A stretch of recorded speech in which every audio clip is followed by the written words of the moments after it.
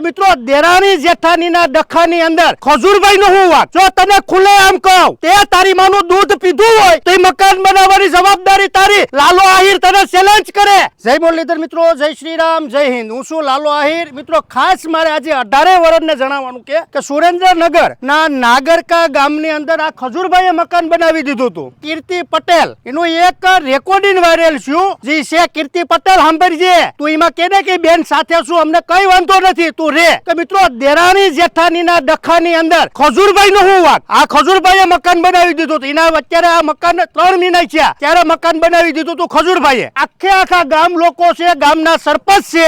આજે આપણે હવે સરપંચ ને પૂછીએ. આખું ગામની હાજરી હતી. પંચાયતને આ પ્લોટ ફાળવેમાં કોઈ વિરોધ નથી અને પંચાયત તરફથી ફાળવામાં આવ્યો છે. અને ખજૂરભાઈએ ગામમાં વેચાતો પ્લોટ રાખવાનું કીધેલું પણ ગામમાં ન મળેલો. હવે આ બેન દ્વારા અમુક અસામિક તત્વો દ્વારા અને ધમકાવવામાં આવે છે. જે વારંવાર એક વિધવા બેન છે એને પણ ધમકાવીને કાઢી મૂકેલા. અહીંયા બાજુમાં પાયા હોત પડ્યા છે ગળેલા અને એને મકાન થવા નથી દીધેલા. આ બેન દ્વારા બધા પાસે ધમકી અપાવવામાં આવે છે અને આમને ધમકી જ આપેલી છે કે તું આ મકાન ખાલી કરી નાખજે, તારું મકાન પડી જાય છે. ઘણી બધી ગાળો ગલાજ કરેલી છે. ને ભાઈ કોઈને બીવાની જરૂર નથી. ધમકી મારવા વાળા ભલે મારે રાખે પણ આ બેન ની સાથે અમે ઉભા છે હો. એટલે જે મનમાં ફાકવું હોય એ કાઢી નાખજો ને જેને પણ ફોન કરવો હોય અહીંયા કર્યા રાખજો. હવે અહીંયા જ્યારે મકાન જ્યારે જોવા હું આવ્યો ને અહીંયા પ્લોટ આ ગામમાં, પછી ખજૂરભાઈ મને કીધું કે પૈસા 5-6 લાખ રૂપિયા ભલે બગડે, ગામમાં ક્યાંક પ્લોટ મળે તો ગામમાં જ એમને રહેવા દેવા છે, બહાર નથી મોકલવા. પણ ગામમાં ક્યાંય પ્લોટનો મેળ ન આવ્યો. અમારે પ્લોટ બહાર છે, અહીંયા તમને પ્લોટ ફાળવી દેવી. અમે ગામના 50-100 જણા આવ્યા, અહીંયા 1.5-2 મહિના કામ હાલ્યું પણ કોઈ કહેવા નતું આવ્યું કે આ પ્લોટ અમારો છે.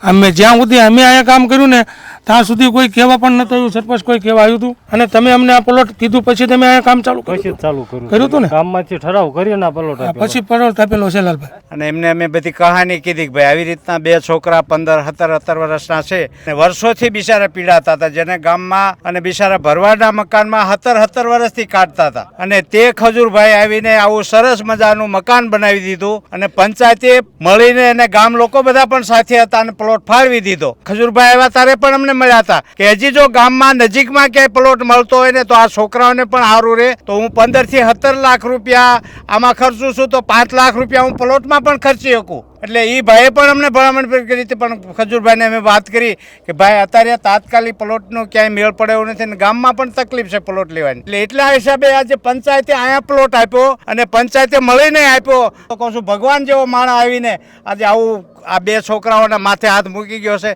તો આશીર્વાદ લેવા જેવી વાત છે. 18 વર્ષને કહેવા માંગુ છું કે કહાની આખી આશે ને જો એ બેન પાસે કઈ આના પ્લોટના કાગળિયા હોય તો એ બેન ચોક્કસ આવે તો એ કઈ કાર્યવાહી કરી દે. કઈ પુરાવા બેન પાસે છે નહીં. એટલે એ વાત બોલે હાલે નહીં, પ્રૂફ જોઈએ કે ભાઈ અહીંયા જે મારા પ્લોટના કાગળિયા હતા બધી વાત ખોટી છે. એટલે આમાં કઈ ખજૂરભાઈનો કઈ વાક છે જ નહીં. આ મેટલ આખી દેરાણી જેઠાણીની છે.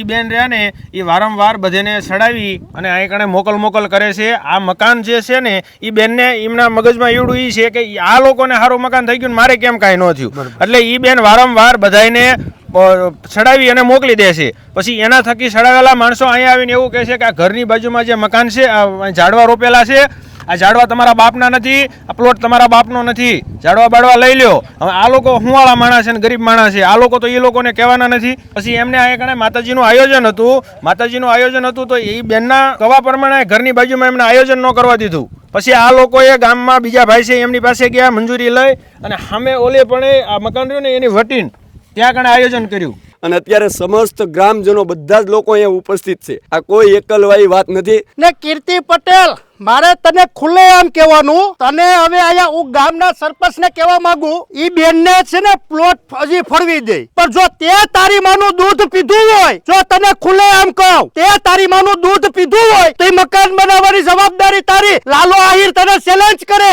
ઈ બેન ને મકાન બનાવી દે તું હાલ. હવે અમારા 18 વર્ષને જોવાનું છે કે કીર્તિ પટેલ હવે મકાન બનાવી દે. હવે ખોટી હુકામે હાલી નીકળે. ગમે એનો ફોન આવે એટલે તું એમ કહી દે કે હું સપોર્ટમાં છું કરી દે સપોર્ટમાં. ત્યાં 10 લાખનું મકાન તું હવે બનાવી દે. મિત્રો ગામ પંચાયતને પણ પૂછીએ કે ભાઈ પ્લોટ ફાળવી દે કે નહીં. ભાઈ તમે ફાળવી દો. પંચાયતમાં ફાળવવામાં આવશે. આવશે ને? આવશે. રેડી. આમાં કઈ ખજૂરભાઈ નો વાક જ નથી. ભાઈ દેરાણી જેઠાણીના ઝઘડાની અંદર ખજૂરભાઈ નો કઈ વાક નથી. ને કીર્તિને ફોન કર્યો તો ખુલ્લે આમ કહેવા માંગુ કે કીર્તિ થોડી કઈ ડીએસપી છે. હજી એક વાત કહેવા માંગુ કે ગામ લોકો મેથી એવું જાણવા મળ્યું કે ઈ ભાઈજી છે ઈ અપંગ નથી. દારૂ પીને ગાડી ભટકાઈ ગયા હતા એમાં ઈ લોકો અપંગ થયા છે એવું જાણવા મળ્યું આપણે. એટલે હવે કીર્તિ તોય પણ અમને કઈ વાંધો નથી. તને હજી કહેવા માંગુ છું તો હવે મકાન બનાવી દે. ને મિત્રો ખજૂરભાઈ ને પ્લોટ તો ફાળવી દીધો તો, પણ કીર્તિ હવે ત્યાં તારી માનું ધાવણ ધાવ્યું હોય ને તું તો તને ગામ લોકો અત્યારે પ્લોટ ફાળવી દે. તું મકાન બનાવજે હવે. ને મિત્રો ગામના લોકોને પૂછો તમે કીર્તિને પ્લોટ ફાળવી દે હો. કીર્તિ ખુલે આમ ચેલેન્જ છે લાલા આહિરની. ને માતાજીની દયાથી તારા તોડ પાણીના પૈસા તો તારી મેરે ગણાય છે. તને હવે ગામના લોકો પ્લોટ ફરવી દે. હવે તું એ લાવો લે ભાઈ, ફરવી દે પ્લોટ.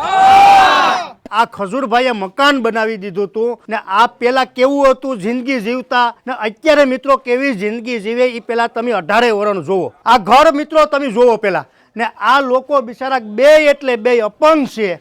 તમે વિચાર તો કરો કે આ ખજૂરભાઈએ આવો આખું મકાન અહીંયા બનાવી દીધું ને આમાં અમુક આ હલકીની આ જે કીર્તિ છે મિત્રો તમને બધાયને ખબર છે કે ખજૂરભાઈનો કઈ વાક છે જ નહીં. આમાં તારામાં હિંમત હોય તો મેં પહેલા જ કીધું તું કીર્તિ તારામાં હિંમત છે ને તારા કરતા મારામાં છે. સમજાણું? મને બધી વાતે લડતા આવડશે કે આ લોકોની પરિસ્થિતિ જો તું પેલા કેવા હતા ને અત્યારે એની હાલત શું છે. એને બિચારાને અત્યારે શાંતિથી જીવવા તો દે. આ જેટલા ગરીબ લોકો છે એને જીવવા દે તું. તને કીર્તિ મોઢે કહું છું, મોઢે મારી સેલેસ હવે તું સ્વીકાર કે હવે તું અહીંયા ઘર બનાવી દે. તને જે વ્યક્તિનો ફોન આવ્યો ને હવે એ વ્યક્તિને તું ઘર બનાવી દે. મિત્રો એટલે હું 18 વર્ષને કહેવા માંગુ છું, બીજી કઈ કહાની નથી. જય મુરલીધર મિત્રો, જય શ્રી રામ, જય હિન્દ. સમજાઈને વંદન, બાકી અભિનંદન. જય શ્રી રામ.